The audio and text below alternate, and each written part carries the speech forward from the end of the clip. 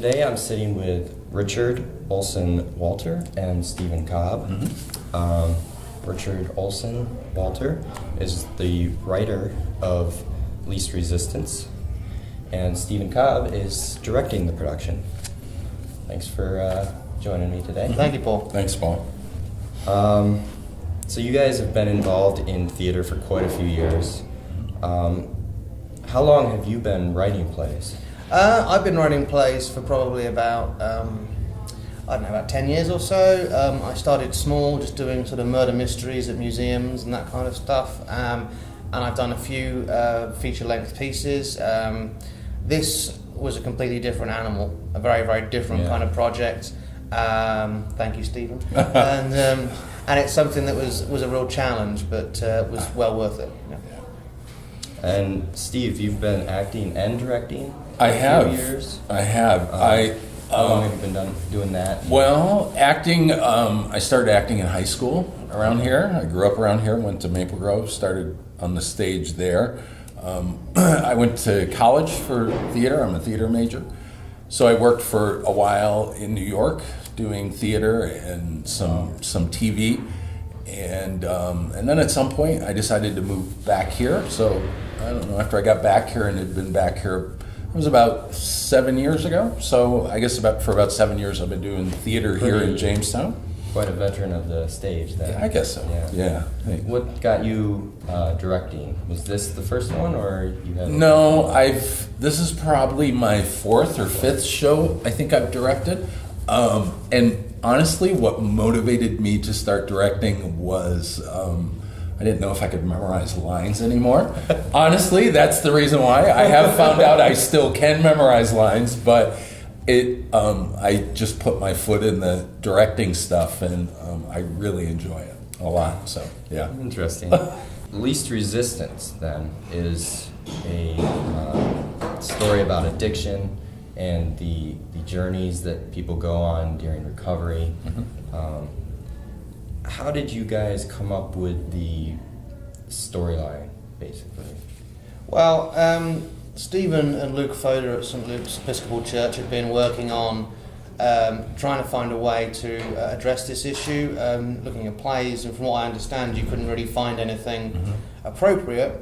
And we were doing a play, that's the last play Stephen directed, The Christians, last year, and I was in that, and he basically, we were talking, and I said, I write plays, I could write you a play, stupidly, and here we are. But Stephen managed to connect me with a lot of people who have stories to tell, who are happy to talk to me and share their experiences and their perspectives of addiction and of the recovery process, and that's from many different viewpoints, not just people who have gone through recovery or people who have relapsed. It's also their families, their friends. So it's not just you made it up. You based it mostly on truth. The stories. I mean, every scene that we have is a story that is either based on the exact words that someone has told me. There are some testimonials that I've just edited slightly. Right. There are some scenes where I've combined some stories and told a story, for example, about grandparents who are raising their grandkid because the parent either lost custody due to drug addiction or they're in jail for the same reason.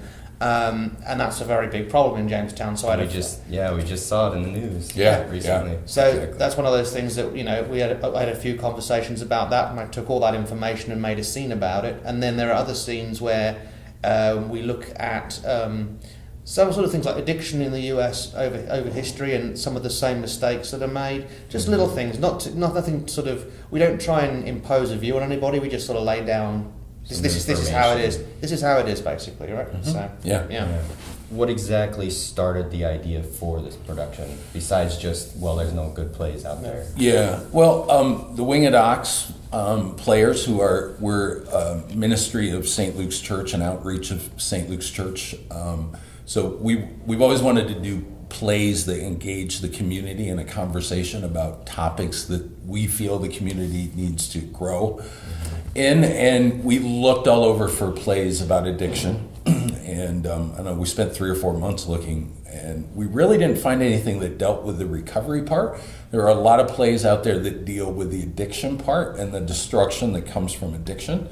But then never told the rest of the story. ends. It ended there, and I think that's a big problem that Jamestown faces right now. All we hear about is the addiction and then the destruction, and our community doesn't hear the stories of hope and recovery.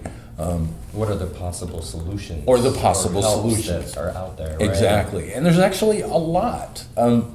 There's a lot we could do, and there are a lot of improvements I would hope for over time. But there are a lot of resources in our community, and there are a lot of stories, and there are a lot of people in recovery who are really making marvelous strides forward. So we wanted to put those stories out there. So once we realized that, we realized that it had to be a play that was written about Jamestown. So It's amazing. Yeah.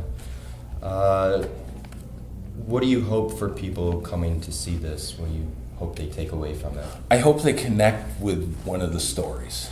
I hope they relate to one of the stories. I hope they see the human side of somebody who is struggling with addiction. And I hope that they realize that people who are in recovery are normal human beings who are trying to work their way through the recovery process of something that's actually a disease. And we want to show that, and we want people to connect with that story and leave here with a feeling of optimism and hope. So the play opens April 28th at 7:30. There's also showings on the 29th, May 5th, and May 6th at 7:30. It's free to the public. Yep. You're recommending going on the website to get reservations? Yeah, basically, because it's hard to keep track of numbers for these things when you're not charging admission. We just thought if people want to reserve, we'll let the reserved seats in first, so they can pick their best spot. When you get here, you'll find out things aren't quite as conventional in the auditorium as you would expect.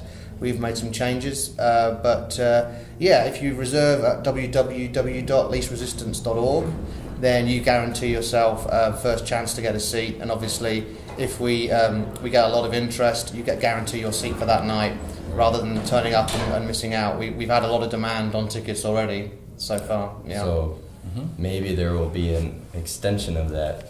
I'm not sure about that. We can only dream. So, yeah. Well, maybe it can turn into a filmed, Yeah. Yes. acted out version, Yeah. like they do with Rent and other. Yes. Oh, yeah. Yes. Yeah. Kind of cool. Yeah. Is there anything else you would like to mention real quick? On the website, there's a lot of pictures. Oh yeah, And, Paul the was whole good enough cast to do headshots and for the cast for us, and that they're all displayed there. And a little bit of a story synopsis, so people can get a feel for what they're. there's more information about what we're doing and how it works, and some of the organisations in the community who have supported us. We have to say thank you to the Real Life Church here at the Willow Bay Theatre, who have worked with us to allow us to use the space at a reasonable price, based on the fact that we're not charging anything for this. So as a group, we're taking a hit. Everything that we spend is just coming out of our pockets. That's not being reimbursed. So we appreciate the help that they've given us and other organisations as well. Yeah. And we will, we're not charging admission, but we are going to have places that encourage people to make a donation at the end. And the proceeds, all of the donation money will be given to the UCAN City Mission, which is reopening on First Street as a shelter for homeless men. And they'll be at the forefront of dealing with addiction too. So Very we want to nice. support that And organization. you guys have a Facebook for this? Or The Facebook for this Yeah. is the Winged Ox Players Facebook page. We'll put that down in the description then. Yeah, absolutely. Yeah, and obviously you can also book tickets on the Facebook page as well. So yeah. All right. Thank you guys. Thank you, Paul. Thank you, Paul.